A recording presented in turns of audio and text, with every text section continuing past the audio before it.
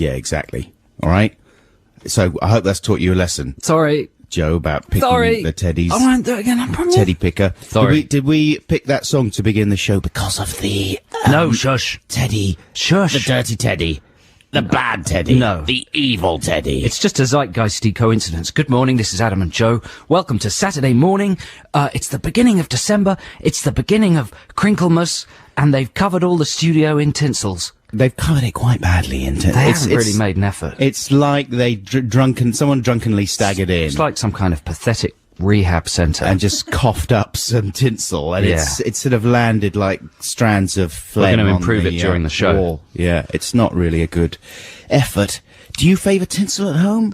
I find tinsel a little bit brassy. Well, it's a little tacky, isn't it? Yeah. Tinsel's the kind of thing when you're 5 that you think, that's good, look, it's so shiny, the tinsel star's shiny.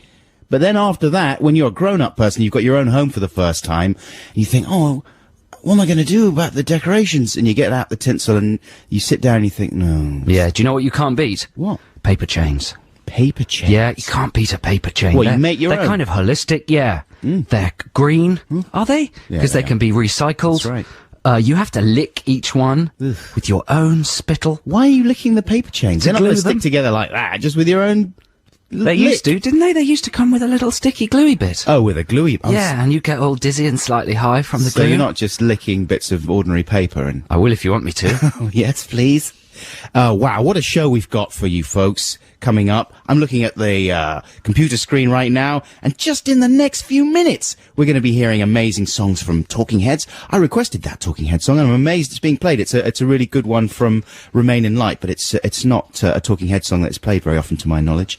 Kings of Leon. What else is coming up music-wise, Joe Cornish? Oh, we got some Jay-Z. We got some Batful Lashes. We got the Breeders. We got the Baby Shambles. Oh. We got some Beck. Battles. We've got some Aretha Franklin. Hooray. Some Bobby Womack. my We got goodness. some brilliant stuff coming up. Plus, of course, we've got this week's Song Wars, plus the results of last week's Song Wars, plus Test the Nation. Yeah. Plus all sorts of Test the chit-chat. Nation now. What? Test it?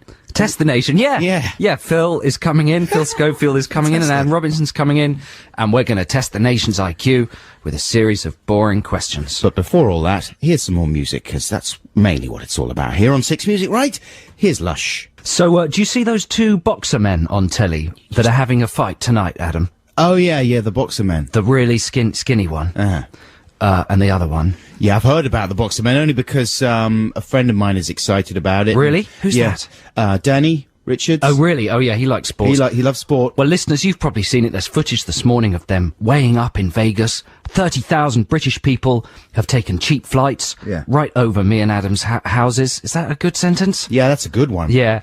And it's been very noisy. They've all the British hooligans, boxing hooligans, they're probably very well behaved, have gone to Vegas, and the two men are going to box each other up later. And this morning they were facing off. Yeah. And this involves pressing their bodies together. Very closely. Very closely. Squaring off it is as well, Is it called squaring off? Well, it's But the same they were thing. pressing their bodies together so closely. I'm sure their winkies touched. Do you reckon? I'm 100% positive. And then their noses touched. And then their lips touched. No, they did. You should see the footage. Their lips touched. And it's such a shame they didn't just go for it. Have a little snog. You know, because they look so heterosexual that they would probably murder. You know, I can't complete that sentence, but you know what I mean? Yeah. They would probably kick a television in if Alan Carr came on. Oh, Do you know what I mean? I'm know. guessing. Yeah. That's probably not true, but from their, It from would the image they confuse them project. too much. I wish they'd just had a kiss. Yeah. A snog. Or one of Because it's them- interracial as well. It's a black man and a white man, which That's is lovely. beautiful. But that would have brought, races together. Yeah. It just would have been brilliant. I thought you said racists together. No. That would have been That would nice. have been the opposite. Yeah, if it had brought all the racists together. And if one of the guys had just maybe reached round and cupped the other one. the other I one. must say, neither of them have got a lot in the buttock department. No, they wouldn't. They're very flat buttocks. They work it all off. But by the time a lot of people listen to this, people who listen on Listen Again, they'll know who's won the big fight. Who's your money on? Hatton, or what's the other one called? Ricky Hatton? Donkey. No, I think he's called Donald. Donald. Yeah, Almost, I'm almost guessing. got it right. He's not called Donald. Danny had all the names of the guys. He was like, Mick the Hatton and Donny Donkey Face Donald. He's called Ricky Hatton, I think. Ricky Hatton. Yeah. Anyway, exciting stuff. Joe found all this out from Zoo magazine. I didn't. I was watching the telly. But it's exciting stuff for boxing fans and also man fans. For man fans. Yeah. Fans of men standing really close together. Now, here's a track. I teased this earlier on in the show about 5 minutes ago. Do you remember in the good old days? This is a Talking Heads track from, I think, what everyone agrees is their sort of high point, which was the album Remain in Light, an album, of course, which influenced Radiohead a great deal. We heard Paranoid Android at the beginning of the show there. And this is a slightly indulgently long track. Not as long as your leg. I know, but I'm just putting it in context. People love a bit of context. You're right, you're absolutely right, sorry. This is an indulgently long track to play for a free play, but I think it's worth it, it's a smash. The Great Curve by Talking Heads. This is, it's good.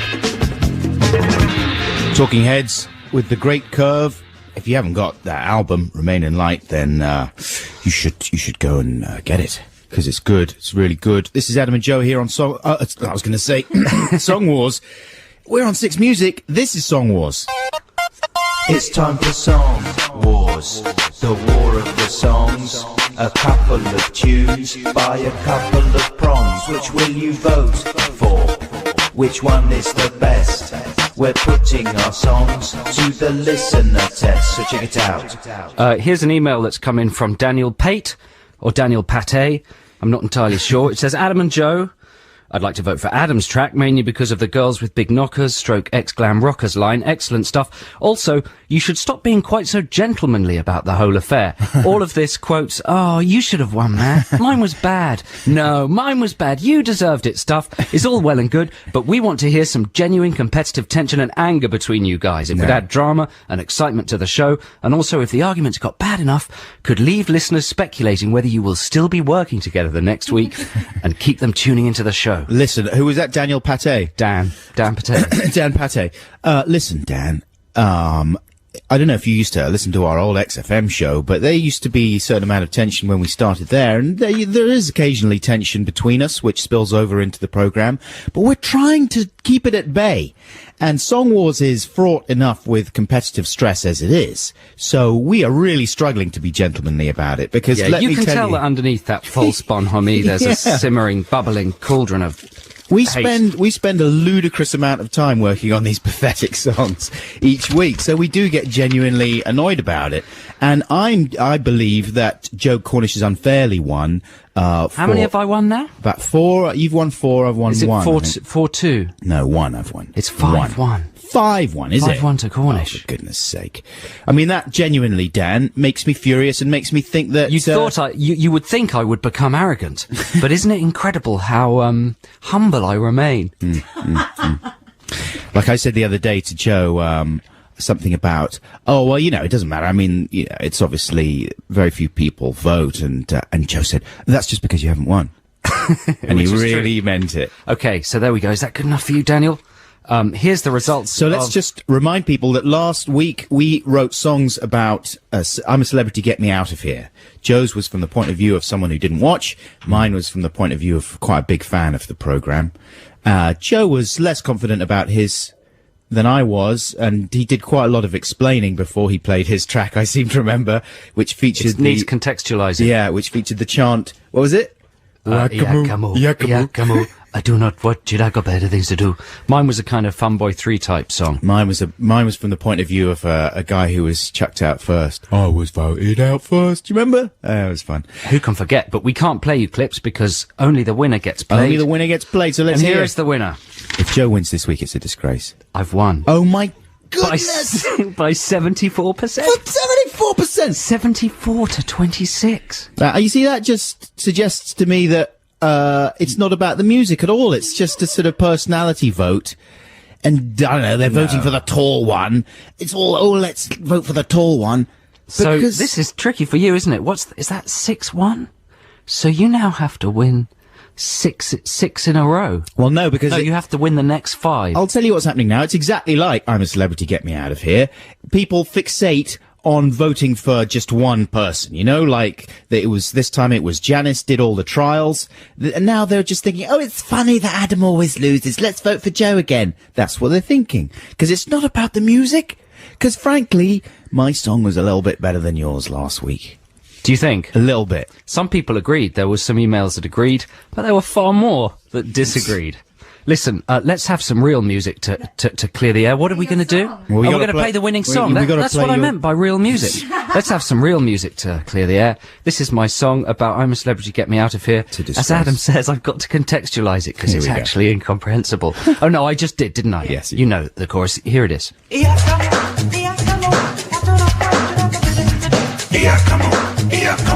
I do not want you, I've got better things to do. Yeah, come on. I do not want you, I've got better things to do. I'm stuck in the jungle every flipping year. People eating spiders, I do not care. I care more for the spiders than the celebrities there. Switch it off. Actually, that is not true. I'm very fond of Karis Matthews. and Marlene Class when She's almost nude. Very nice. Yeah, come on. I do not want you, I've got better things to do. Yeah, come on. I do not want you, I've got better things to do. I would not mind being buried with rats, cause you will find they get treated by vets. There's no disease no celebrity gets. Seriously ill. How many times do I have to see celebrities eating testes? Try something new, please, on TV. Thanks a lot. Yeah, come on. I do not want you, I've got better things to do. Yeah, come on. I do not want you, I've got better things to do. I'm not putting my hand in that hole. It's full of bugs and things. I'm not going to do it. Oh, all right then. It's disgusting. Every now and then there is a good bit, and I cannot help but sit and watch it. But afterwards I feel like Rubbish. the camera crew are always there. There's a 6-star hotel just off the stair. They get 25 grand just to appear. Allegedly. Yeah, come on. I do not want you, I've got better things to do. Yeah, come on. At least I'll watch it a lot less than you. This will cheer you up, Adam. This is from Tom Doggart. It's an email. Dear Adam and Joe, my vote for Song Wars this week goes to Adam, simply for the verse of lyrical brilliance that is. Excuse me, small belch.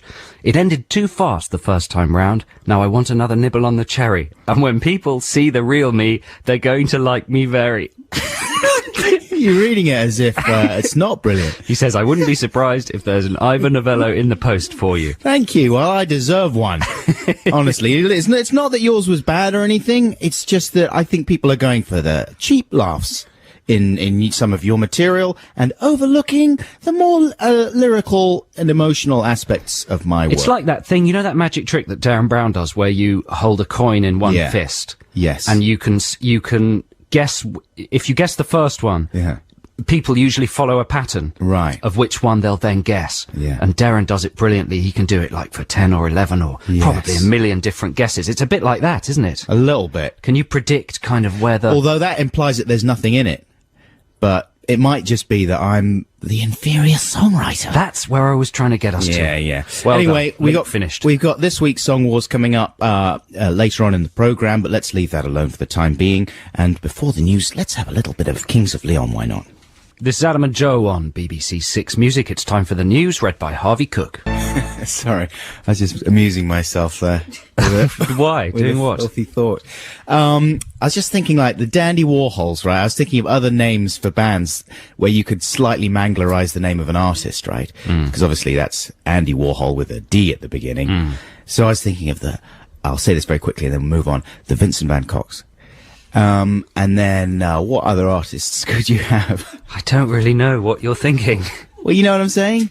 Like, the idea for the Dandy Warhols is Andy Warhol with a D. Oh, I see what you mean, yeah. Yeah. So, like, band names that are built out of slightly, Yeah, but just other artists. There must be lots of other artists. almost like the Beatles. Yes, That's just built out of a word, though.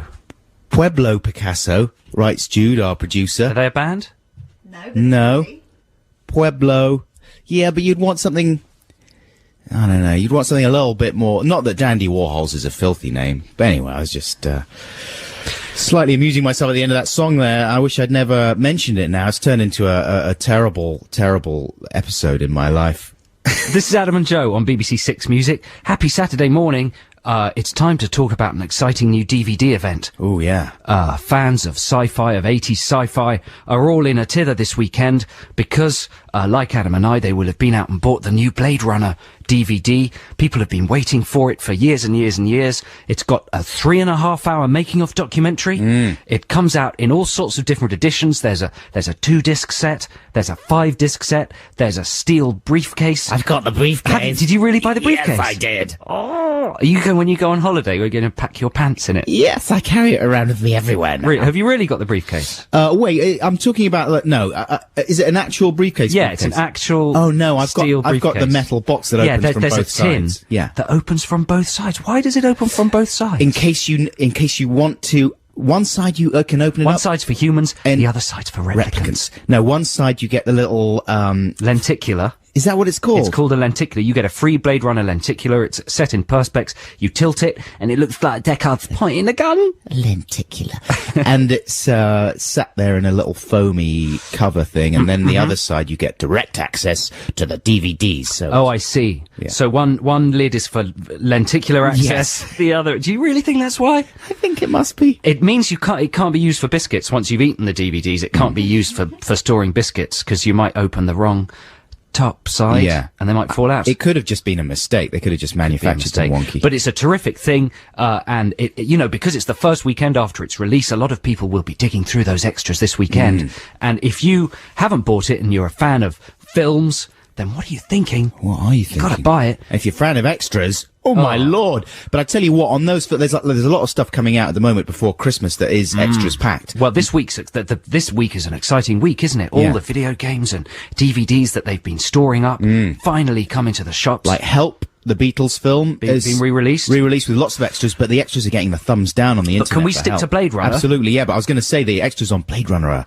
top notch so far. Can I tell you my highlights? Yeah, because I've watched most of them, and I would recommend that you do buy that tin because it's got that amazing documentary, but it's also got a special thing you'll find tucked away on, I think, disc 4.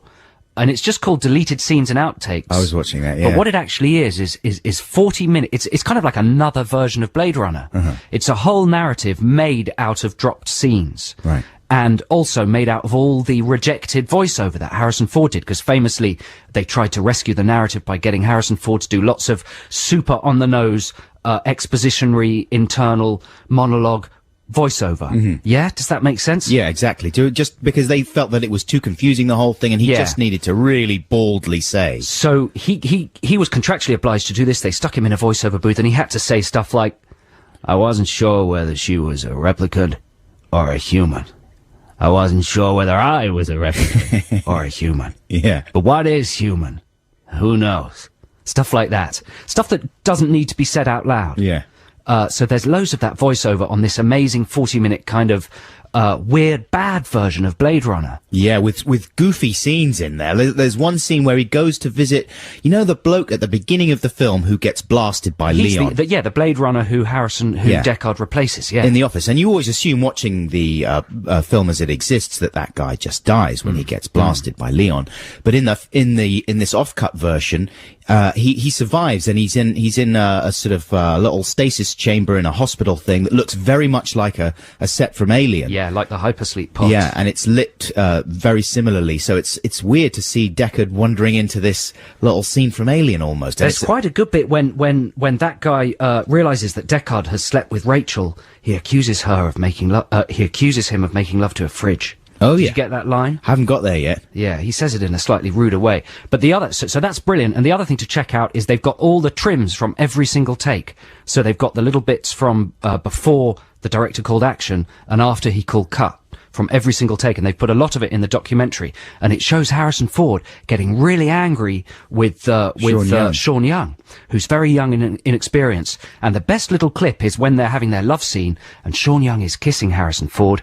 And, all men out there will sympathize with a moment when you're feeling sexy, you think you're sexy, and then a woman laughs at you. Right. And it can be really awful if a woman laughs when you think you're feeling seriously sexy. At the wrong moment. At the wrong moment. And there's a bit where, they're acting, of course, but there's a bit where Harrison's looking very sexy. Yeah. And she's laughing at him. Yeah. She just breaks out of her part and laughs at him. He looks so angry. He looks furious. He turns around to the camera. Furious. I think he's furious partly because he just wants to get the take done, you know. Yeah. But also he's in the moment she's yanked him out. And they've got some great little moments as well, when they play you the sort of outtakes from his voiceover sessions as well, from the various different voiceover sessions. And he reads the line, and then you hear him at the end of the line saying, "This is weird. This is rubbish. What is this? We're not going to use this, are we? This is so strange." And then the guy supervising the voiceover sessions sort of gets a bit shirty with him. Says, did I hear you saying that you weren't gonna do this? And he says, "No, sir. No, it's okay. Carry on." It's fantastic, and we highly recommend it, but we should say there are other DVD box sets available in the shops. He's good though, isn't he, Riddles? He's the king. He's a master. Anyway, listen, music time. Here's Ian Brown with Sister Rose. Oh, it just suddenly popped out there. What did? Ian, he just suddenly popped out for a little, for some milk or something, and left the song just hanging there. Sister Rose, that was, folks. You're really upset about that, aren't you, John? Yeah, Oh, God, deeply. he's crying. Listen, you can text us on 64046 or email us adamandjoe.6music@bbc.co.uk at any point during the show. Thanks for text, incidentally, about artists whose names could be manglerized to make the names of pop bands. We've had Damien Hirst. Quite good. Like good. Damien. Never mind the Jackson Pollocks. Quite good. That's quite good, isn't it? That's an obvious one. But brilliant. What But was the other hey, one you said, Jude? We're not going to read it out on air. It's too filthy. Too filthy. Too dirty. But listen, it's time to focus your attentions on a different text-based exercise, Yes. because it's time for...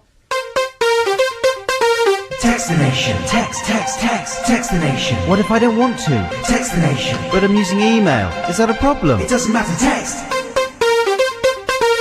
It's the nation's favourite feature, Text the Nation, where we ask you to text us.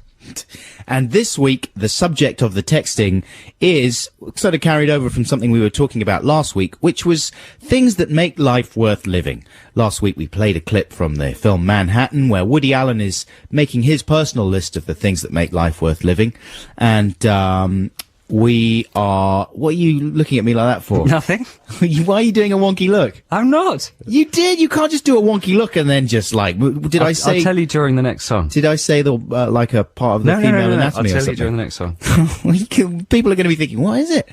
And then maybe I'll be able to explain once he's, told me, folks. Look, you see, I'm completely confused now. You speak. So the subject of Text the Nation this week is little things in life that make you happy. It's a Text the Nation designed to make everybody feel all warm and fuzzy and happy. But 'cause, listen, it's not just things that make you happy. That's what it says on the website, I noticed. Yeah. It's not just things that make What you is it? happy. It's things that make life worth living. That is... Is that different? It's slightly different. Explain the difference. Well, things that make you happy are being tickled. You know what I mean? Yeah. I don't know. Or you know... It's slightly. It feels Okay, like, they need to be satisfying. Not just they don't just cheer you up, but they're kind of weirdly satisfying in a kind of cosmic way. You mean? Yeah. They kind of scratch a weird metaphysical itch that other things don't. There's something of the They existential make you happy about to be them. alive. Exactly. Glad to be alive. Okay, fair enough. Yeah. Yeah. Cheapers. Okay, here we go. With some that have come in during the week. Yeah. Go on then. Okay, this is from Peter Green. He says, little things in life that make me happy. He's got it wrong. Number one, going to the cinema to watch a film and finding you have the cinema all to yourself. That's a perfect one. That's a very good one. You can stretch your legs out over the seat in front. You can eat smelly food Also feel a bit sad about the demise without of fear of cinema going. reprisals. Number two, the feeling of putting your clothes on after you've been swimming. That's a brilliant one. Getting dressed again. You have a weird sort of raw feeling on your body. And I don't know like if I agree with that one. I agree with that one. I remember it from childhood, going swimming at school, and how wonderful it would be to leave the pool again. Smelling of Chlorine. Chlorine. Well, you've got a shower. You have a shower. even if you shower though, the chlorine's industrial strength usually. I and like it. you It's smell like of getting chlorine wrapped the rest up in the a kind day. of duvet. Number three, letting out a huge burp after suffering from an extended period of car, motion, or alcohol-induced sickness. That's true. That's a good one. Nice bit of relief. So just the release of internal wind Everyone likes that. from the mouth area. Nobody likes it from the bottom area. It's nice if you're on your own though. Going for a wee and not... Oh, no, I can't read that one. 5. Knowing that Michael Winner likes to eat his pudding before he has his main course. Is that true? I don't think we agree with that one. That's just ludicrous. I'll tell you one that I thought of was, clean sheets. That's an obvious one, isn't it? Yeah, that was on my list. Right. Freshly changed. Oh, yeah. Freshly changed sheets. Yeah, that's a smash. And planes landing, when your plane lands, That's a good feeling, isn't it? Everyone's happy then. Yeah. To the extent that some people start clapping, which is unnecessary. But Hey, Peter Green's fact number 10 is remembering the look on the guys' faces when I told them I was leaving Fleetwood Mac. I think that's because I mentioned the fact that maybe he was from Fleetwood Mac last week. Because he's a regular texter, Peter. But listen, if you've got lists of those little metaphysical things, you know, those cosmic itches that certain things in life scratch, then email us at adamandjoe.6music@bbc.co.uk or text on 64046. They needn't be lists. They can just be one-off thoughts kind of thing. Now, I'm going to find out what the whole funny look was about. And while I do that, this is one of your tracks, Joe. Yes, it is. This is another tribute to Riddles, Sir Ridley Scott. He's got a film in the cinemas. I haven't seen it yet, but my dad saw it and said he loved it. My dad loved it. American Gangster. Right. My dad thought it was brilliant. He thought it was much better than The Departed. I didn't really like The Departed. 2 thumbs up from Mr. Cornish. Yeah, so I'm excited now about going to see American Gangster, and this is from that, but it's an old one. This is Bobby Womack with Across 110th Street. There we go, Bobby Womack with Across 110th Street. This is Adam and Joe on BBC 6 Music, and that's a song that is kind of de rigueur for every 70s movie set in America. Well, I remember it particularly from Jackie Brown. I don't think I'd heard it used in a film before Jackie Brown, though. Maybe you're right. Well, it was used in the film Across 110th Street, of course. It's the title track. Yeah. So that film. But, of course, Tarantino's so canny, isn't he? He wouldn't just use any old track out there. No, absolutely. He wouldn't use White Rabbit by Jefferson Airplane, for example, which has been used in every single film, especially in a film with drug sequences. And do you remember that film Stoned, the Stephen Woolley film about Brian Jones from the Rolling Stones? I couldn't believe that he did a whole drug montage with White Rabbit by Jefferson Airplane. What's he thinking about? What are you doing, Woolley? Hey, folks, incidentally, I found out what they were giggling about before. And it was just because when I started speaking, I was adjusting my packet right through my jeans. And so they started giggling about it. And then Joe didn't feel it was appropriate to mention. But it totally threw me off just because of a little packet jiggling.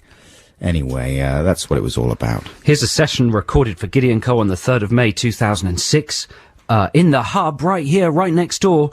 This is Primal Scream with Dolls. There you go, that's E-Pro by Beck. Hey, this is Adam and Joe here on a Saturday morning.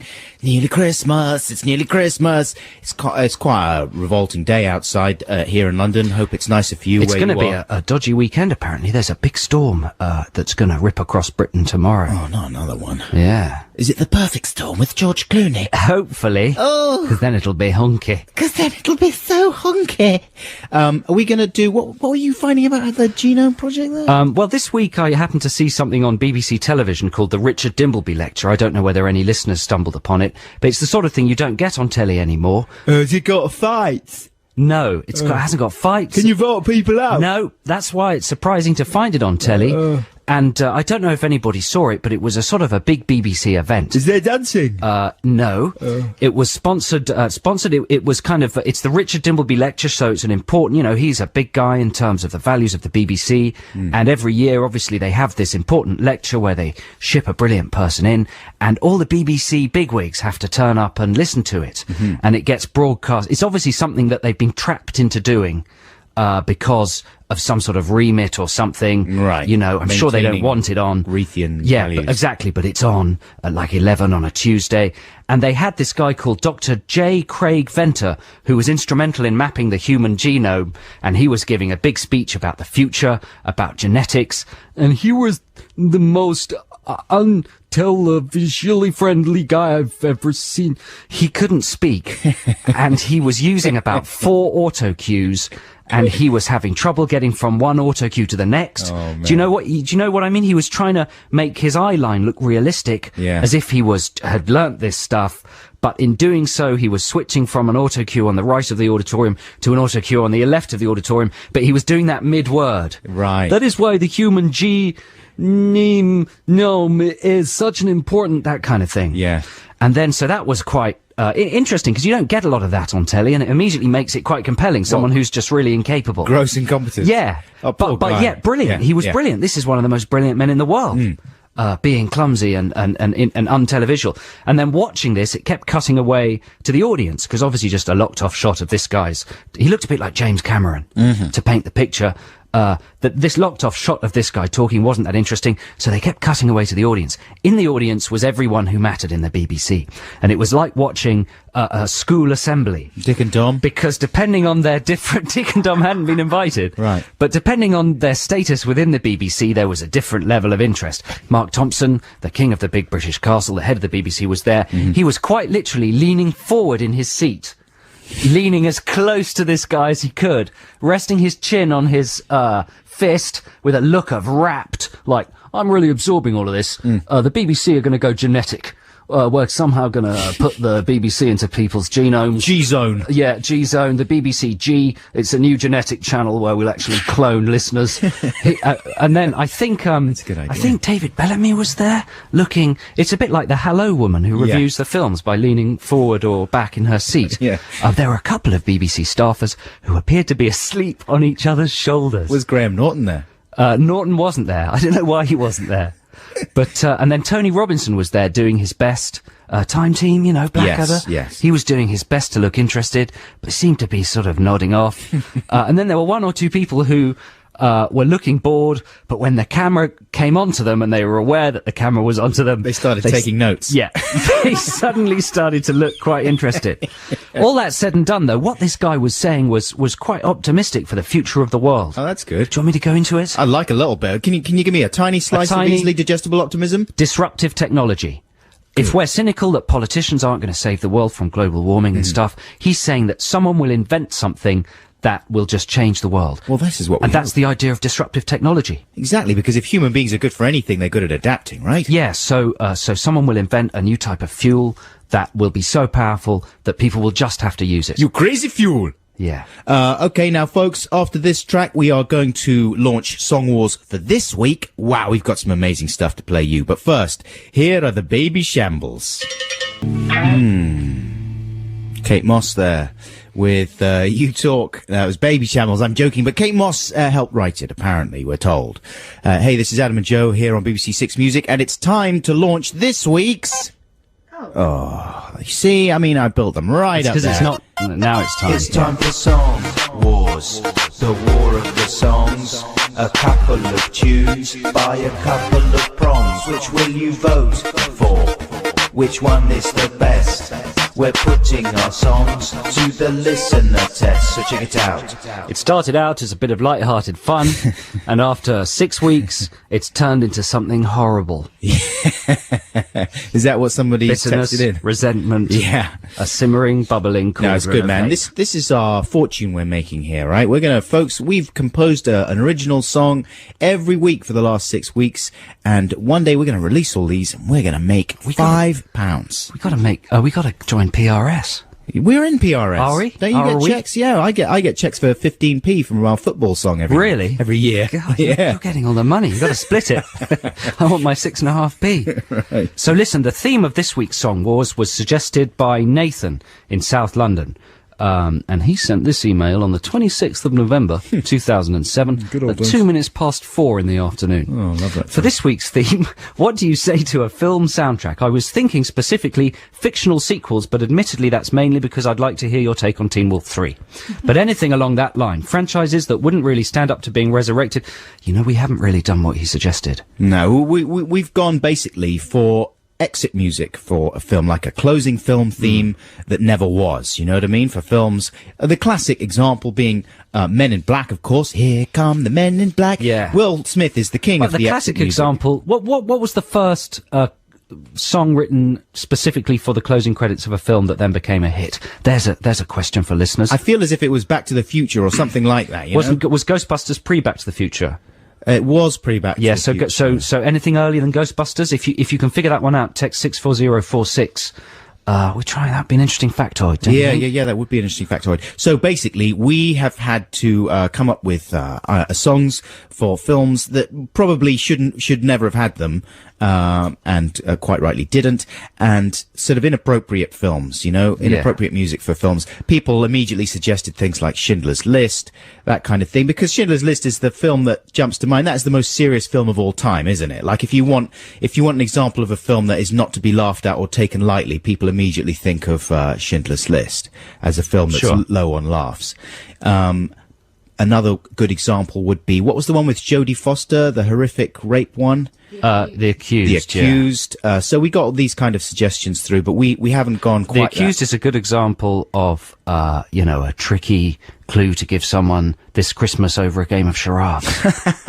Yeah, that would be fun with your Nana acting out The Accused. But we haven't gone that direction. You'll be glad to hear. Who wants to start? I think I started last week. I want to go second this time. Okay. You're getting into the whole psychology of it. Yeah. All right. Well, this is my one. And listeners, we'd very much like you to vote for your favourite ones. You text 64046 or email adamandjoe.6music@bbc.co.uk and vote for either my one or Adam's. Here's my one. This is for the film The Shining. And this was suggested by GP, aka Giles Pocklington, who emailed us. So you have to, and this is a kind of a Joe Cocker and Jennifer Warnes style. You know, they did the theme tune for Officer and a Gentleman. So it's that kind of thing. It's kind of rousing. I had a bit of a cold during the week, so I've had to go throaty on it. I went throaty as well. Did I you? had the same sort of thing. Yeah. So picture this. You're in the cinema. Are you ready, Jude? You're standing by. You're in the cinema. What's the last scene of The Shining? He's all frozen in the maze. And then it just cuts to black, doesn't it? I think so. Yeah, it's amazing. It's good. And so imagine that. Jack Frost is all frosty, and you've just been through, 2 hours of traumatizing spooky hotel ghost hell. The credits start to roll, and this kicks in. The Shining, The Shining. Everybody's got the shining. You're shining, I'm shining. Everybody's got the shining. In the Overlook Hotel, he went to write a book but ended up going to hell. His wife Wendy tried to calm him down, but for her trouble nearly got an axe in her crown. Their son Danny had a special gift, but how's it gonna help with all the blood in the lift? Can't the little kid just play on his trike without dead twin sisters giving him a fright? Yeah. Ooh, The Shining, The Shining. Everybody's got the shining. You're shining, I'm shining. Everybody's got the shining. Look out now, Jack's out to destroy, 'cause all work and no play makes Jack a dull boy. Jack thought he was in sexy lady heaven. Now he's snogging a crone in room 237. Here comes Halloran to save the day, but Jack chops him in two after he came all that way. Danny gets a note from his invisible charm. It says, red rum, red rum, red rum, red rum, red rum. The Shining, The Shining. Everybody's got the shining. On video, DVD, or they've watched it on the TV. That last verse there, that's nice and throaty there. Doesn't make much sense, though, referring to the fact that everyone's got it on DVD. You stepped out of the thing there a little bit. I went meta, but that's for the restored edition of The Shining. Oh. It's for the re-release. Right. Yeah. For a new audience. Yeah. That's You're wrong. interesting. I really tried not to go meta on mine because the temptation was to mention the name of the actors and all that kind of stuff. But I tried to stay within the thing as if it would have been released. And I went for, here's some films I was thinking about doing a song for. Jindabyne. Right, I haven't seen that one. No one has. That's quite a sort of fraught emotional drama. Yeah. But that's the direction I was heading. I thought, and because no one has really seen Jindabyne, I stayed away from that one. And I went for another film that I hadn't seen, and that maybe a lot Nice of choice. listeners might not have seen. But I watched it, right? So I started writing the song before I'd seen it, and then I watched it. The Hours, with Meryl Streep. This is the Virginia Woolf film. The Virginia Woolf film. Directed by Billy Elliot, man. Exactly, Stephen Daldry. Yeah, with Nicole Kidman with a plastic nose. She won an Oscar. I tried to watch it. I switched it off after the very first scene is her walking into a river and drowning. Exactly, because that's what Virginia Woolf did. You know what? I enjoyed the film. Did you? Yeah. It had kind of an emotional impact on me. Really? Yes. And then I went and, do you know what I did? What? I went and I bought Mrs. Dalloway, the book. Really? Because I'd never read it before. And I'm enjoying it. So I kind of, during the week, turned into a sort of lady, man. And this film, I hope you've seen it. It'll mean a lot more to you if you've seen it, but I hope it'll have some resonance even if you haven't. This is a kind of driving power ballad. No, it's not a power ballad. It's more of a kind of house, Euro house type techno Very thing different. for the hours. Check it out. Right. Dearest, I feel certain that I'm going mad again. I begin to hear voices. So I am doing what seems to be the best thing to do. My life has been stolen from me. You've tried to kill yourself twice. I'm dying in this town. Virginia Woolf is writing Mrs. Dalloway. It is about a woman's day, making party plans. A housewife in the 50s is reading Mrs. Dalloway. A woman in the noughties is making party plans. 3 women with unwelcome obligations to the men in the lives that they feel they never chose. All of them depressed and wishing they could just escape, like Virginia Woolf with her wonky plastic nose. I choose not the suffocating anesthetic of the suburbs, but the violent jolt of the capital. That is my choice. This is my right. It was done for you! It was done for your betterment! It was done out of love! It was a tragedy that Virginia Woolf felt she had to drown herself just because she was depressed and she was bisexual. In those days, both those subjects were not well understood. Nowadays, there's lithium and lots of bendy friends. Yes! How will you fill up the hours of your lady life? Will you serve pathetic men? Will you be a wife? I choose life. Will you just read Grazia and bake your stupid cakes? Does that really make you happy? I think you deserve a lovely party. Mrs. Dalloway said she would buy the flowers herself. Sally, I think I'll buy the flowers myself. What? I think I'll buy the flowers myself. I'm dying in this town.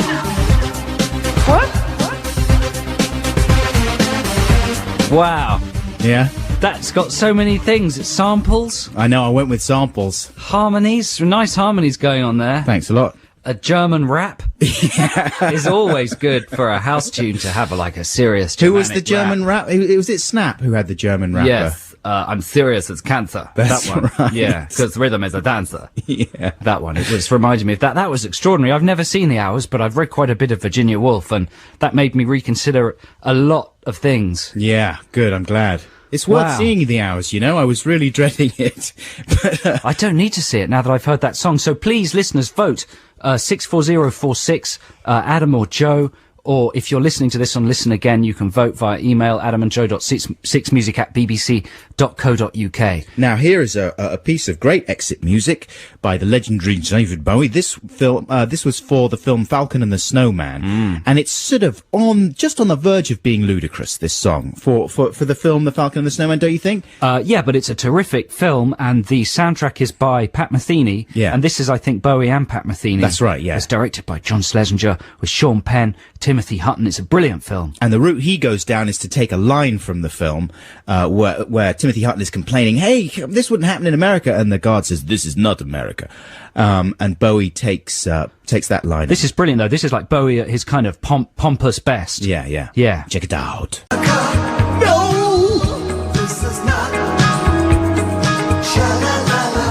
It's good stuff, man. Almost as good as the music that Bowie did for Labyrinth.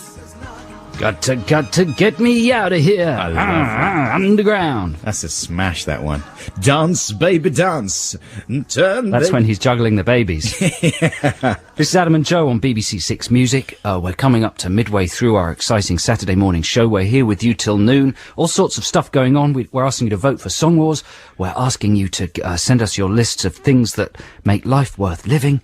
What else are we asking them Well, to do? later on, we're going to ask them to start sending in stuff to help us do our Christmas pre-records. But we'll tell you about that a bit later. You know, just to facilitate a little holiday time for myself, Joe, and our respective families and loved ones, we're going to pre-record a couple of the shows that we're doing around Christmas time. We want to be transparent about that. We wouldn't like to lie to you. There's serious penalties for lying here at the Big British Castle. Immediate electrocution of all bodily parts, that kind of thing. So, you know, full transparency is what we're advocating. I'm just rambling. Did you notice that? That's good. I like it. Now, here's a track that we were going to play last week. I selected for you, and the computer sort of did a giant poo on the track and refused to play it. So I hope that's not going to happen this week. It's a lovely song from the Atlantic Vaults. Is it from the Atlantic? Yes, it is. Yes, it's Laverne Baker with Saved. There you go. That's Laverne Baker with a little ironical, semi-religious fun about forswearing vices. Good for the time of year, of course. But now it's time for the news, read by Harvey Cook.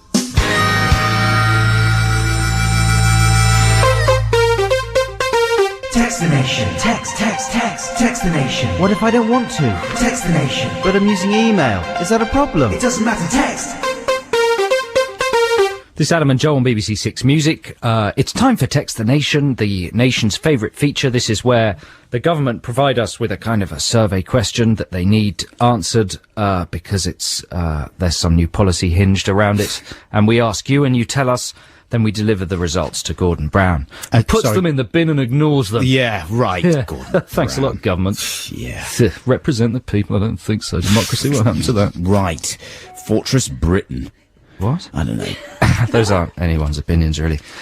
Here's a good one. We got to kind of whittle this down because the subject it's not just things that make you happy in a kind of loose and broad way. It's kind of things that are weirdly satisfying, but, you know, cost nothing and just sort of happen suddenly. Is that right? You know, sort of... It's hard to pin down. It is hard to but pin here's down. one that illustrates it brilliantly. This has come in from... Hey, guess who it's coming from? Gordon Brown. Daniel Pate. Daniel Pate. Dan Pate again. Sorry, making that awful joke about your name, Daniel, over and over again. He says, "Hi, Adam and Joe. It makes me happy when the Windows startup chime happens to be in the same key as the song I'm listening to." Yeah, that is nice. Now, that opens a whole can of lovely worms about just serendipitous musical or rhythmical things. Like, I love it when I'm in the car and listening to music and the tick of the indicator fits with the rhythm of the record. It can also happen with the windscreen wipers. They often sort of fall in and out of rhythm. That's right. But for those several bars where they're in perfect synchronicity with the music, oh, that's exactly what we're talking about. It's good, and sometimes when you're listening to a track on your headphones, you're outside, and sirens or something will they're in invade, tune. and they're in tune, or they sound like a good sample. Yeah. You know what I mean? Like, that's a good siren. Good siren. Here's one from Dave Clough. He says, he's written a whole list, but the one that stands out for me here is the last 5 minutes of work before a long holiday. Even when you were at school and it was sort of 5 minutes before the end of a lesson. Yeah. Before bell. There'd be a sort of unspoken atmosphere, a kind of mutual consciousness that didn't really matter. This 5 minutes. And it's even Why possible bother? to do quite good work in that time as well. Do you know what I mean? Because you're sort of liberated from any feeling of kind of obligation. Yeah, because there's very much light near the end of the tunnel. But yeah, you're right. If it's sort of 10 minutes, if you've got to, you know, get to a particular time, a set time on a clock when you'll suddenly be freed from work or school or something, it can be, the minutes leading up to that can be really nice. Yeah. Extra nice. Yeah. Yeah. Yeah? Say yeah more. Yeah. Here's another good one from Andrew Cox. He says, finding clothes in your wardrobe that you really like, but you'd forgotten existed. Yeah, that's a good one. I'll tell you the other version of that is if you're living with someone, sometimes your partner just nicks your clothes and they sort of secrete them in their cupboard and they forget that they were there. So it's like an extra level of lost clothosity. And sometimes for whatever reason you find them and you think, oh man, I thought they were way gone. And then, yeah, you find that your girlfriend's been using your favorite baggy t-shirt for the last 15 years or whatever for going to the gym. I don't know what. That's good. That was a very kind of everyman situation. My Thanks girlfriend's very much. using my baggy t-shirt and going to the gym. Something out of a deodorant advert. I was trying to make myself look heterosexual. Well done. Olivia Chan says she sends us a list as well, and one of her good ones is getting the hang of a foreign transport system and almost feeling like a local. Mm-hmm. I really like that as well. If you're on holiday in a foreign country and you find yourself behaving as if you live there, you know, nobody's pointing at you or noticing you. Right. You're putting the tickets in the subway gates in the right way. Yeah. That can feel pretty cool. That is good. Like the time you return to a city like Paris or something and you think, yeah, I know exactly where I'm going. Uh-huh. Not a problem for me. Hello, bonjour, Paris. It's me again. Hello, your friend. I don't know what I'm talking about. Here's one from Karen Brukila. Yeah? Do you reckon the translation is on that? Brekelar. Karen, that's how you pronounce it. Brekelar. She says, one of the things that makes her feel very satisfied is her cat snoring. Brackets, it's more of a sort of a squeak. Now, my cat does that as well. Yeah. And it's very moving. It's sort of... It's the cat doesn't know it's making the noise. It's not like a proud or, you know, cats are usually quite mannered and, you know, considered about everything they do. Yeah. Not when they snore. It's a stupid noise. It makes the cat sound like some sort of squeaky toy from Hamleys, which is exactly what you want from a hoity-toity cat. Quite right. Oh, that's nice. Let's have some more of these in a second. But first, here is, we didn't choose this, did we? This is just, I'm not like dissing the track. It's the wonderful Jay-Z with Rock Boys, brackets, and the winner is. There we go, Jay-Z with Rock Boys, and the winner is. That's also from the film American Gangster. Is it? Yeah, we're kind of overloaded on American Gangster stuff. Is that a new song? It's a new song, yeah. It's Jay-Z's comeback album. His previous album was kind of, I think it was called The Blueprint. It was kind of slightly critically dismissed. But this one's supposed to be better. And it is better. I'd like to know what that sample is. It sounds like some kind of marching band. Or a kind of mariachi band or something. Is it a sample, I wonder? I do not know. It does sound too good to be invented by Jay-Z. Jay-Z, who is a very talented man. Of course he is. He's one of the richest men in the world, isn't he? Is that true? Yeah. He is What's wrong with coining that? it. Nothing, I'm just saying. It's a little fact. Yeah. I mean, he's lucky. He's lucky. Well done. He's lucky. Well done, Jay-Z. Do you sometimes really, like, when do you most wish you just had a lot of money? You know, like, every now and again, you sort of think, it suddenly hits you like, oh, man, I wish I had, like, £1 million. You don't have to answer that. Well, yeah, I kind of live near to the flight path. Right. I'd like to move away from all the planes. Yeah. But you know, like sometimes when they tell you what the rollover is on the lottery, and you say, and usually you don't really focus on it, but every now and again you actually entertain the idea of winning that amount of money and just how, I mean, this is a very banal sentiment, but how much your life would change and everything, you know what I mean? Now I'm going to stop talking. Do we have any more texts there for Text the Nation about things that make life worth living? We do, yes. We've got lots of brilliant ones. One thing I was thinking was, and this is another slightly banal one, but a glass of water. Sometimes a cold glass of water, when you really need it, is the best drink you could possibly have ever. Do you know what I mean? And similarly, and I was very pleased to read an article about this the other day, cold beer after a bit of physical exertion hits the spot. And scientifically, there's a reason for it, because something about beer rehydrates you in a way that no other drink does. Obviously, if you drink too much beer, then the alcohol dehydrates you. It's a diuretic. But a lovely cold beer after a long bit of jogging or cycling, particularly, you know, is great. Hits the absolute spot. That's why that scene in Ice Cold in Alice is so good, you know. And they used it for a Heineken ad, didn't they, for a long time? Here's a good one from Ellie that's come in via text. She says, brushing your teeth when you're at a festival. Oh, that's a good one. Brushing your teeth generally is a much underrated pick-me-up. Don't just do it in the morning or the evening. Do it in the middle of the day. Do you brush your tongue? Sometimes. Yeah, I've stopped doing that now that I use an electric. I've noticed. Yeah. Is my tongue very furry? I'm going to rectify that during the week with some scraping. Yeah. Let's have a bit more music. This is Adam and Joe on BBC Six Music. What is it now? Oh, it's time for the Blue Tones. Yeah, this is called Thank You, Not Today. Back for Lashes with Priscilla. Have you seen the video for that? Yeah, it's great. It's good, isn't it? Dougal Wilson. He did a bit of work on my BBC pilot, Dougal Wilson. Nice. And he won an MTV award for that, I think. Best video. Yeah, it's a great video. Worth checking out on YouTube. Well worth checking out. Also, she's attractive. She's got it all locked down there. She's got new sounds as well. She's got all the new sounds. She's made something that sounds a bit new. She's and like different. Alexa Chung with music skills, Really? in my mind. You know what I mean? Yeah. Alexa Chung's attractive. She's attractive, but she hasn't got the music skills. She hasn't. Who's she going out with? I don't know. I thought she was going out with the guy from the Arctic Monkeys. I thought that was just a rumour and a lie. I want her to go out with me. Man. And because she doesn't, I don't like her. Right. And I find her presenting style on that programme annoying. She's a good presenter. If she went out with me, I'd like it. Anyway. Well, all respect to Alex Turner, though. He's a lucky man. But he's got the chops. You see, he can write a tune. You say I can't write a tune? Well, I don't know if Alexa Chung listens to Song Wars, but I'm pretty sure she wouldn't be impressed by either of them. I think we should get her in here, and I'm going to play it really loudly so it vibrates her bits. Now, I was watching TV. What's the matter with that? There's nothing rude about that. It's a little bit. her ears. It's nice, though. Carry on talking. Nice image. I was watching TV earlier this week. Don't know if you've ever seen TV, Joe. It's like a magic box in the corner of a room. It's you can use it as a light. What? But as well as providing illumination, it also has what they call pogroms on pogroms on it. And one of the pogroms that I watched this week in the afternoon was called Food Poker. Now, this is a real show. It's not like an invented show. It's real. And many of our listeners might be familiar with it, especially if they're unemployed or in prison. But Food Poker is a BBC show. Here's a little synopsis for you. It's a BBC tea time television programme, I'm reading from Wikipedia here, which fuses traditional culinary skills with poker.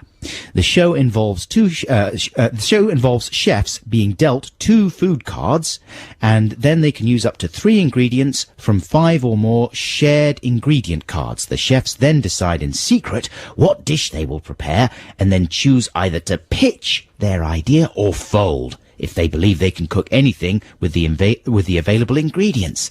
Those who pitch their ideas must do so to the Food Poker panel, which consists of 7 food experts. The panel then vote using poker chips for the 2 dishes they wish to see prepared. There are 3 rounds: the savoury cook-off, the sweet cook-off, and the final showcase cook-off. And you watched this? I watched it. How was it? Not very good. There's a surprise. It wasn't that good.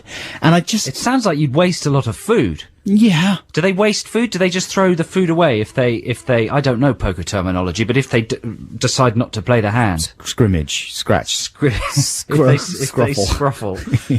Do they just waste the food? I don't know. Surely not. The Big British What Castle. channel's this on? This is the Big British No. Castle. Yes. License payers money. License payers money. And presumably, the profoundly cynical idea behind this show is just the fusion of 2 successful genres in the most bald possible way. Like, why dress it up when you might shed a few poker or food fans? You know what I mean? So they're mixing ready, steady, crack Yeah. with late night poker. Late night poker. Because, you know, a lot of people like poker, a lot of people like food shows. Let's do a program with both and we'll call it Food Poker. Is that the voice of the commissioning That's the guy who commissioned it. Really? Yeah. What's wrong with him? He's a monster. He's an actual monster. Yes. From Monsters Incorporated. Yes, it talks like frightening. It's scary. Really? It's very scary, yeah. Wow. And here's some of the programs he's commissioned. Dance surgery. Dance surgery. Yes. How does that work? Some surgeons, they do an operation and they're dancing and people vote for them.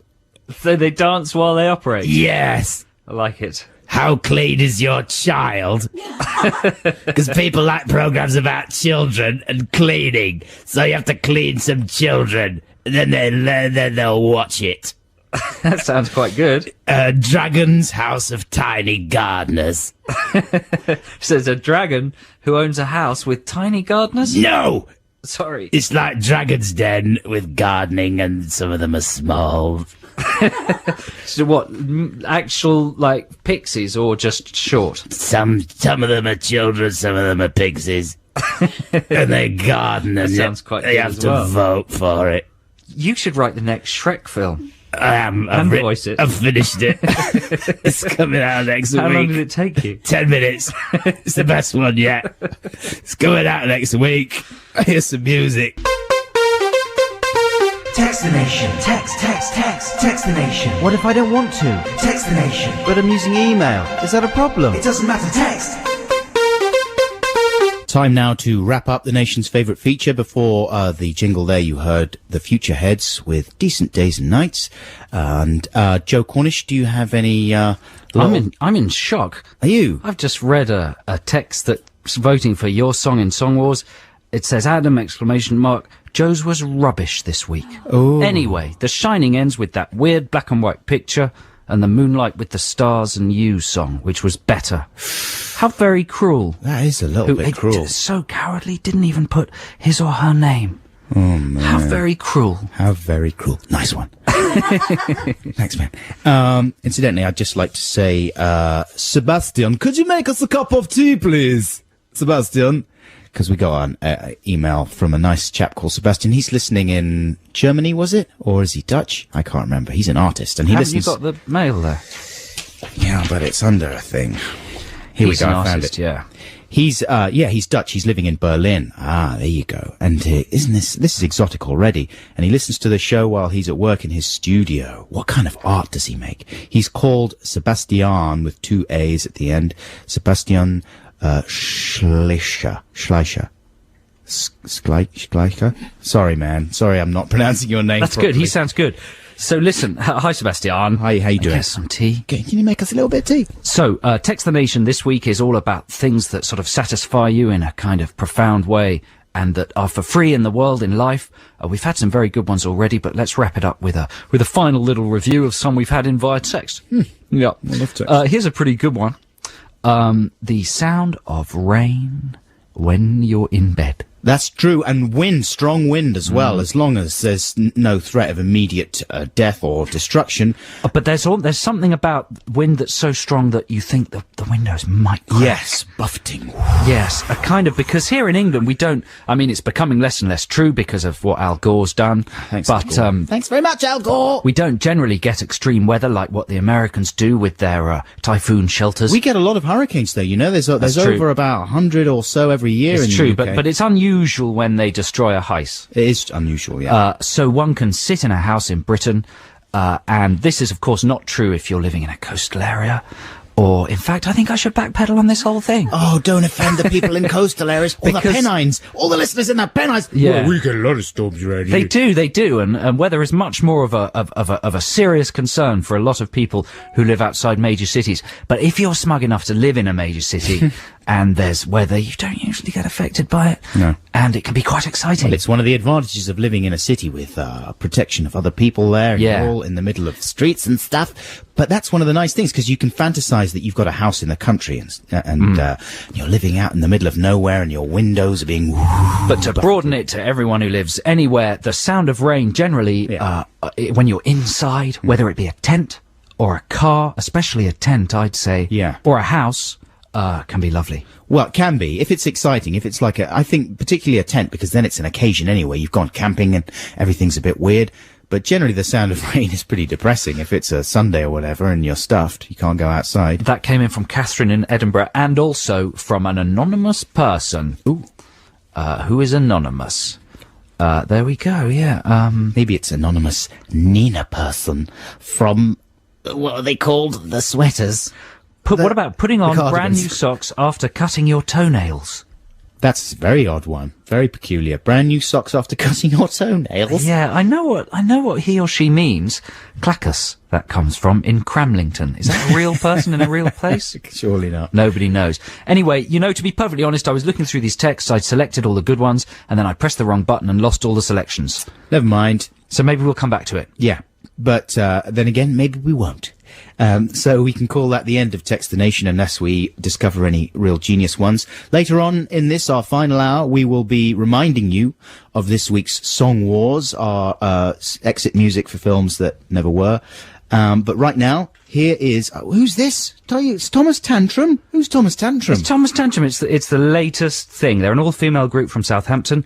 It's their second single. This is called Shake It, Shake It. That's That's some toddlers who've done a song. It was Thomas Tantrum with Shake It, Shake It, a brand new song from an all-female group from Southampton. That's their second single. Good stuff. You know, the kids are going to enjoy that. And by kids, I do mean under 5. It's all about shouty girls, shouty young girls. I want to talk. Girls talking. I'm not sure about it when girls in songs kind of shout speak. Do you know what I'm saying? It's a real thing that happens in a lot of... That's kind of what sort of Nina from 99 Luftballons. Uh-huh. Can we think of any other women that do kind of spoken singing?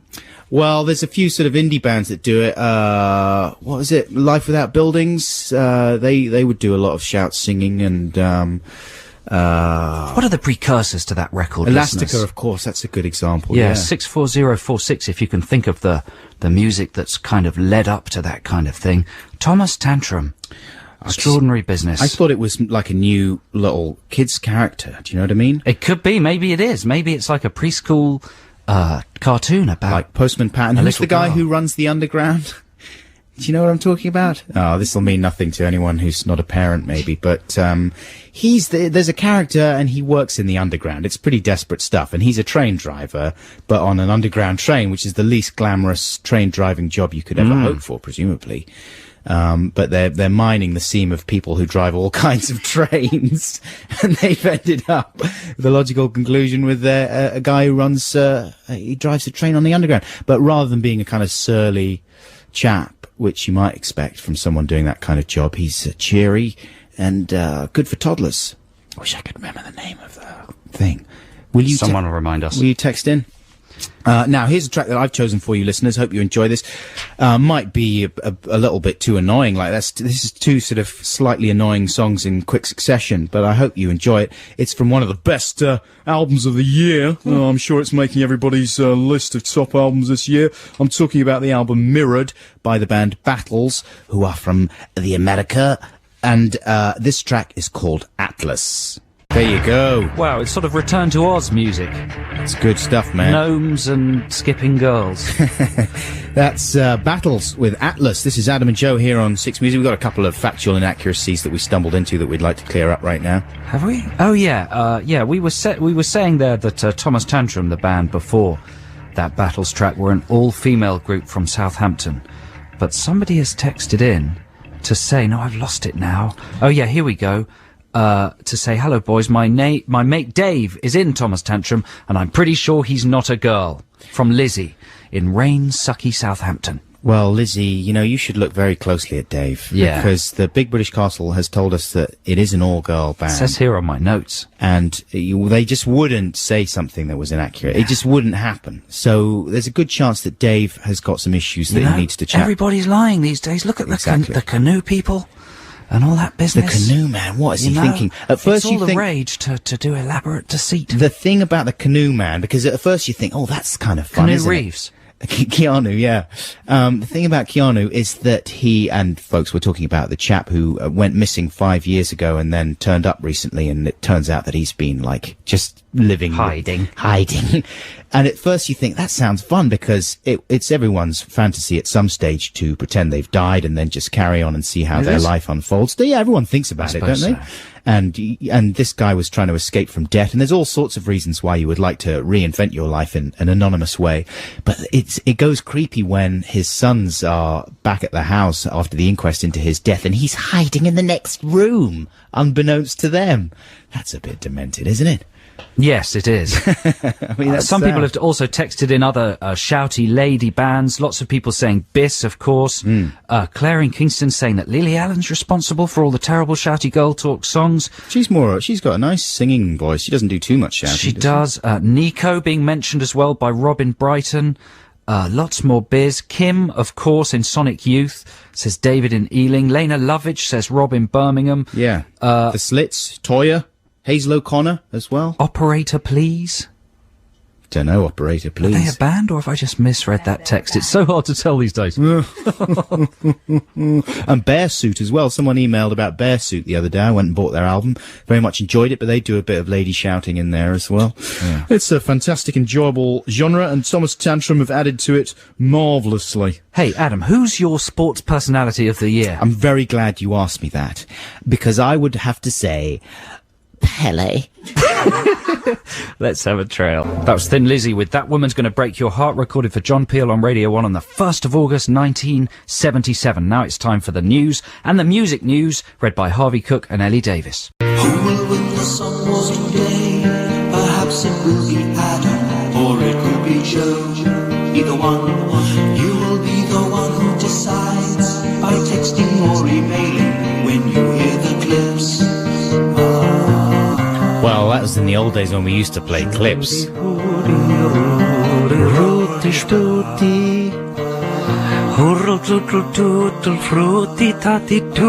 That's Swedish. Is it? Before that, you heard The Breeders with Divine Hammer. It's time for our second visit to Song Wars. This is for people that didn't have the misfortune to hear these songs in the first hour of the show. They're probably out Christmas shopping. Or maybe... early morning Christmas shopping. Exactly, or maybe the other way around. Now people who were listening have gone Christmas Yeah. shopping. Some people have come back.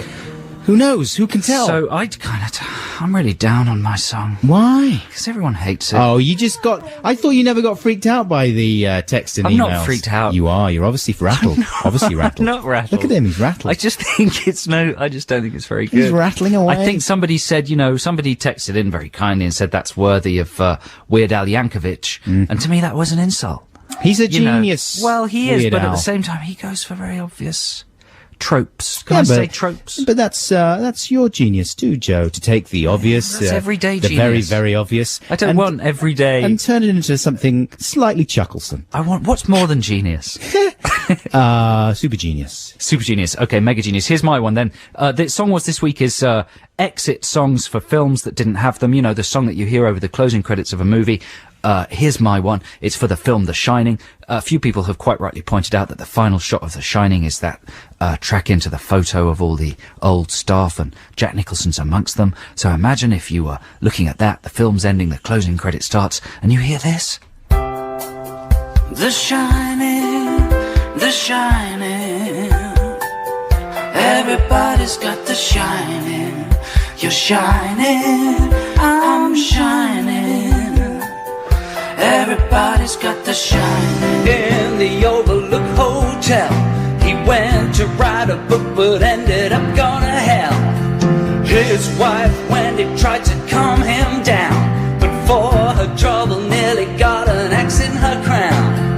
Their son Danny had a special gift, but how's it gonna help with all the blood in the lift? Can't the little kid just play on his trike without dead twin sisters giving him a fright? Yeah. Ooh, The Shining, The Shining. Ooh, everybody's got the shining. You're shining, I'm shining. Everybody's got the shining. Look out now, Jack's out to destroy, 'cause all work and no play makes Jack a dull boy.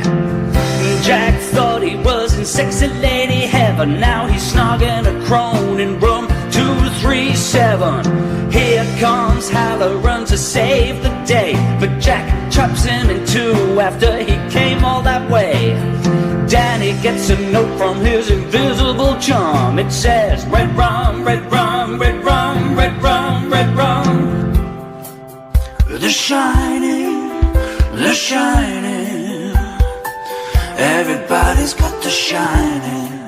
On video, DVD, or they've watched it on the TV. He's rattled. He's rattled. I am rattled. I just think, man, I know when All it took I've was been one email. defeated. Rattled.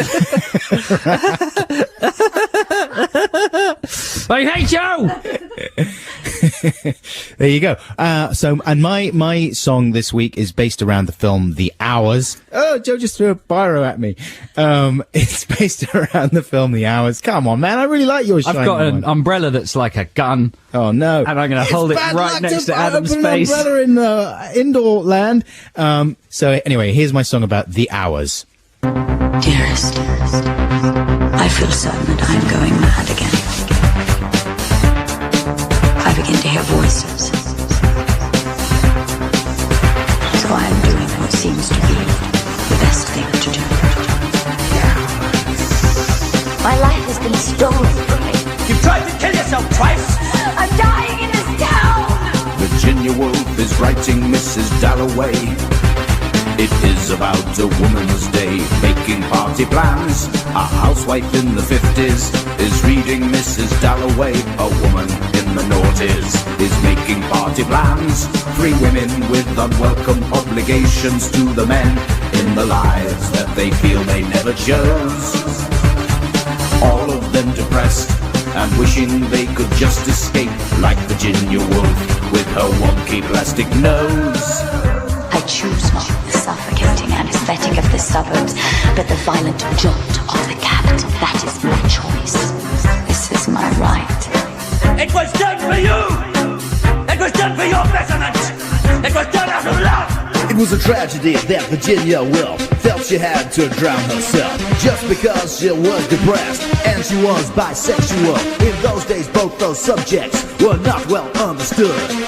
Nowadays, there's lithium and lots of bendy friends. Yes! How will you fill up the hours of your lady life? Will you serve pathetic men? Will you be a wife? I choose life. Will you just read Grazia and bake your stupid cakes? Does that really make you happy? I think you deserve a lovely party. Mrs. Dalloway said you would buy the flowers herself. Sally, I think I'll buy the flowers myself. What? I think I'll buy the flowers myself. I'm dying in this town. What? Wow, that's got so many things I like about, songs, tie-in songs. I like the repeated sample with different effects on it. Yeah. I like the mention of Grazia magazine. Thanks a lot. The stupidest magazine in the world. It is. It's my opinion, not the BBC's. I tend to agree. I like the pronunciation of the word stupid as stupid. Stupid. That would be a good Text the Nation thing. Words whose pronunciation you can mangle to make them more satisfying to say. It's what parents sometimes say. It's stupid. It's stupid. And I also like the idea. Does she have a lovely party? Well, it's all about this woman organising a lovely party and, Mrs. Dalloway, that is. Yeah. I've never read Mrs. Dalloway. I'm a fan of Orlando, and I'm a big fan of The Waves. Never read the Dalloway. To the Lighthouse, do you remember? We were forced to read that at school, man. That was hard going. But, I feel as if now I've got some degree of maturity. I can go back to these books that upset me and freaked me out when I was at school because I didn't understand them, and maybe I'll get another chance. But in case you're wondering, I'm not down on people making cakes. There's a little motif in the film The Hours about how pathetic it is for Julianne Moore's character to be a kind of domestic slave, making a cake for her husband because it's his birthday. Ugh, what a pathetic thing for a woman to do, make a cake for a man. And so I just was reacting to that. It's good, man. Look, the texts have gone crazy. Keep texting 64046, or if you're listening to this via Listen Again, adamandjoe.6music@bbc.co.uk. Hey, we should tell listeners who are keen on the show, people who are less keen on the show won't be so interested. What about keen? Keen are very keen on the show. Yeah. That we will be doing a podcast of it that hopefully will start early in the new year, but it'll be a kind of one of those cookie cutter ones that the BBC do very, very well, where they just lift the music out of the show and put the talkie bits together. They have them up there on iTunes for Russell Brand and Jonathan Ross and stuff. We'll be starting one of those early in the new year. And we'll also, though, to make matters more complicated and exciting, be adding to the whole thing with a show, a kind of podcast that we put together, which will be a digest of some of the best bits, but it'll be less frequent. It'll be like once every 2 weeks or yeah, monthly that's a longer term project. Yeah, but it will happen at the beginning of next year, and it'll have new bits and stuff and things that were too rude for broadcast. So all sorts of podcast activities in the new year. There's something to look forward to. That is something to look forward to. Now, did you choose this one, Joe? This track? What is it? Bit of Kid Creole? Oh, yes.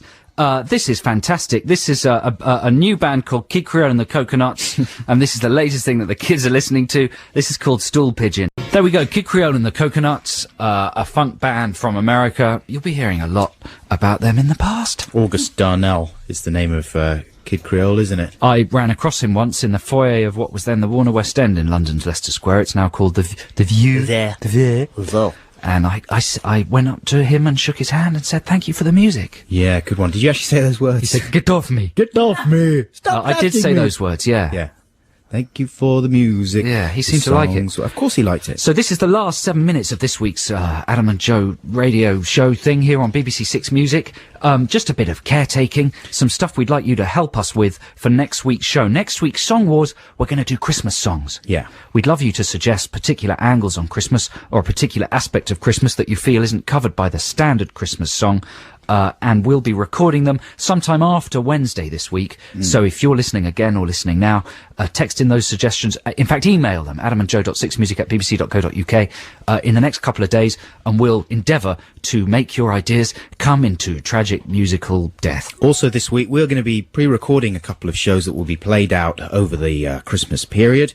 So we'd like your help for one of those shows, for a subject for Text the Nation, and we've thought of a stupidest lie that I ever told, or stupid lies that you've told in general. Yeah, a lie you've told to get yourself out of a situation, or maybe to make yourself look good, or to attract someone, or something that has kind of backfired enormously on you. These are usually lies you would have told when you were little, or littler than what you are now. Yeah, it would be great if the lie you told had catastrophic consequences that we can No, chuckle well, at. not depressing ones. No. Here's one I told in order to endear myself to the sister of one of my friends when I was about 14. I was on holiday with them. I told her that I had a heart problem. Oh, what? Because I told her that I only had a few years to live because I had a slightly weak heart. I thought that would make her more likely to get off with me. Slightly weak mind, more like. It worked. Did it? Yeah, No! I did get off with her. And had you revealed to her by that point that it was not actually true that you had a heart No, I condition? don't think she actually cared. That was the terrible thing. I don't think it had that much impact. That's such a weird It's a lie terrible to tell. lie to tell It because is. it's kind of, like tempting fate a bit. Yeah, that but could I get feel you I was 14, so that's all right, isn't all it? kinds of trouble. You fantasize in that morbid way when you're that age, don't you? Wouldn't it be glamorous if I was fatally ill? You don't really have any conception of your own mortality at that age. That's true. Anyway, a lie that I told that springs to mind, similar things. It's often about your physical makeup, isn't it? I told a lot of people that I was bionic. How old were you then? I was young, I was 10, 9 maybe, very young. And being bionic was the thing at that age. Maybe it still is, I don't know. That chick from EastEnders is the bionic woman. Yeah. Yeah. That's coming to bore people very soon. But yeah, I told people that my left arm was bionic. It was very specific. I said that I'd been in a car accident and only parts What did you do of to prove it? Well, that was the thing. It came down to a sort of bionic off with another guy who said that he had bionic Julie's, and we went off to the labs to demonstrate to each other how our bionics worked, and at that point the whole thing unraveled. Sounds very homoerotic. It was a little Bionic arm plus bionic Julie's equals a bionic good time. I really thought he had bionic Julie's as well. I was Why dead would you have disappointed. bionic Julie's? Well, I don't know. He made it sound plausible. He said they were removable. I thought Wow. that would be wicked. Well, send your peculiar lies that you've told to us, adamandjoe.sixmusic@bbc.co.uk. And One more thing about Thomas Tantrum. Didn't we discover some new fact about them? Now, we're given a list of the songs we're playing every week here at the Big British Castle, and it's, done by medieval scribes. It's all in gold pen and all that business. But it was wrong this week. It told us that Thomas Tantrum was an all-girl band. They're not. There's apparently a lady singer, and the rest of them are blokes. And they're not from Southampton at all, are they?